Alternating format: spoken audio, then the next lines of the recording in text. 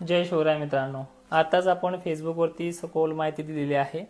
उद्या राज्यामध्ये पुन्हा खानदेश परिसर, छत्रपती संभाजीनगरचे सोडलेले उत्तरेकडील भाग, त्यानंतर विदर्भामध्ये अनेक ठिकाणी पावसाचा जोर पुन्हा वाढतोय। पण मराठवाड्यामध्ये, दक्षिण महाराष्ट्रामध्ये पावसाचा जोर जो आहे तो 2 ते 3 दिवसासाठी उद्यापासून कमी होतोय। त्यामुळे ज्या शेतकऱ्यांना फवारणी करायची त्यांनी 31 आणि 1 सप्टेंबरच्या कालावधीमध्ये करून घ्यायचे आहे। जे काही कामं वगैरे करायची आहे ती करण्यासाठी वेळ मिळतोय। पूर्व विदर्भात सुद्धा उद्या आणि परवा म्हणजे 30 आणि 31ला वातावरण हे थोडं कमी राहते। पण हे वातावरण कमी राहिलं तरी बी संध्याकाळी पुन्हा या 2-3 दिवस सुद्धा पावसाचा सत्र असणार आहे।